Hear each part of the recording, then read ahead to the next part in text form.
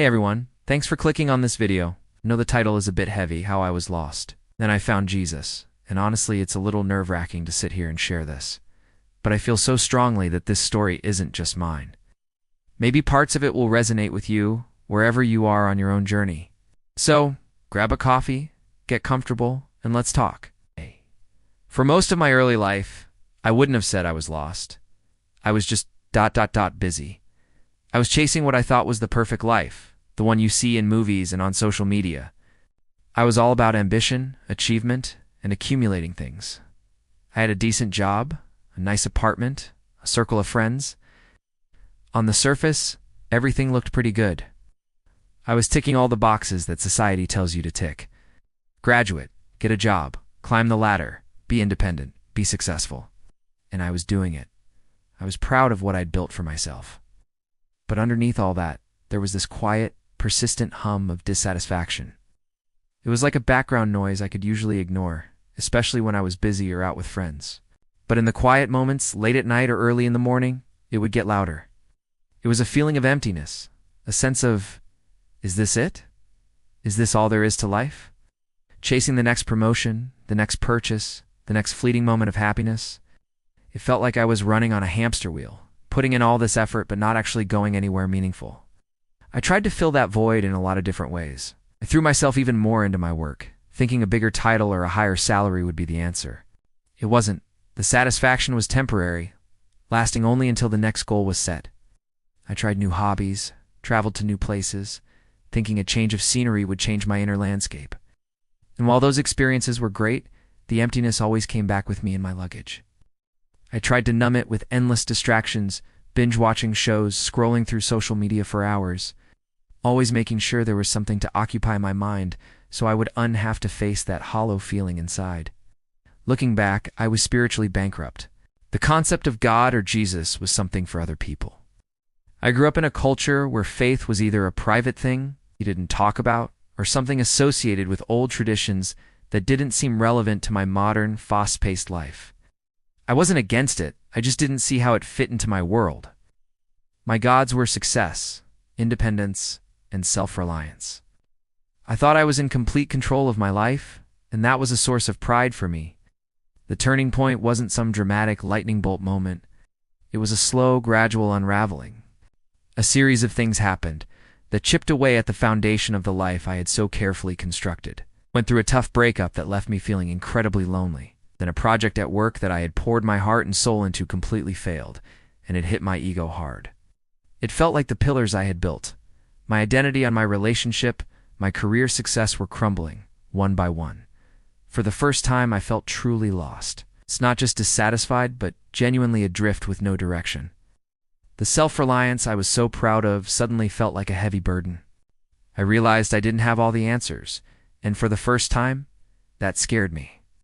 I was anxious, I had trouble sleeping, and I just felt this deep ache in my soul that nothing seemed to soothe. I hit a point where I just felt desperate for something more, something real. It was during this low point that a friend from work, someone I always admired for their calm and genuine kindness, invited me to her church. My first reaction was, no thanks, that's not for me. The idea of walking into a church felt foreign and intimidating. She was gentle, not pushy. She just said, hey, no pressure at all, but we have great coffee and the music is really good. Just come and see. If you hate it, you never have to come back. For some reason, maybe out of sheer desperation, I said yes. I remember walking in that Sunday feeling so out of place. I was looking around, half expecting to be judged. But what I found was ... warmth. People smiled at me, genuine smiles. No one seemed to care that I was new or that I clearly did and know what I was doing. The music started, and it wasn't old, dusty hymns. It was vibrant and full of life, and the lyrics ... The lyrics started to speak to that ache in my soul. They sang about hope, about grace, about not having to have it all together. Then the pastor got up to speak, and he didn't talk down to anyone. He talked about his own struggles, his own doubts. He talked about life being messy and hard. Then he started talking about Jesus, but not in a way I had ever heard before. He didn't talk about a distant, judgmental figure. He talked about Jesus as a friend. Someone who understands our brokenness, because he lived in this broken world. He talked about a God who loves us not because we're perfect, but in the midst of our mess.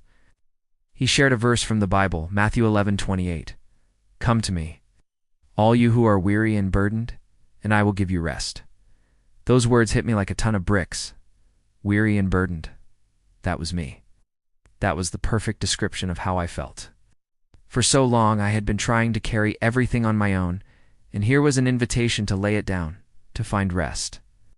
It was the exact opposite of the hustle culture I had been living in. I left that day feeling ... lighter. I didn't have all the answers, not even close. But for the first time in a long time, I felt a flicker of hope. I went back the next week, and the week after that, I started reading the Bible on my own, starting with the book of John as someone suggested. And as I read the stories of Jesus, I wasn't reading about a religious icon. I was reading about a person. Someone who loved the outcasts, who challenged the status quo, who offered forgiveness and a new way of living. The more I learned, the more the pieces started to fit together. I realized that the emptiness I had been feeling was a God-shaped hole that I had been trying to fill with everything but God. All my achievements, all my possessions, they were all temporary fixes. I was looking for infinite satisfaction in finite things. It was never going to work. The big moment for me happened a few months later, alone in my apartment. It wasn't in a church. There was no choir singing. It was just me, in the quiet, feeling the weight of my life, my mistakes, my anxieties. I just broke down. I started talking to God out loud. I said, "God, if you're real, I need you. Can't do this on my own anymore. I'm tired. I'm broken. I've made a mess of things. I believe what I've heard about your son, Jesus. I believe he died for my mess, for my sins. Please, come into my life. Surrender. I give you control." In that moment, I felt a peace that I cannot fully describe with words. It wasn't that all my problems magically disappeared. They didn't. But the weight, that crushing burden I had been carrying, was lifted. It was replaced by a sense of being known, being forgiven, and being unconditionally loved. It was the rest that Jesus promised. My life didn't become perfect overnight. It's not how it works. I still have bad days. I still struggle with anxiety sometimes. I still make mistakes. The difference is, now I'm not alone in it.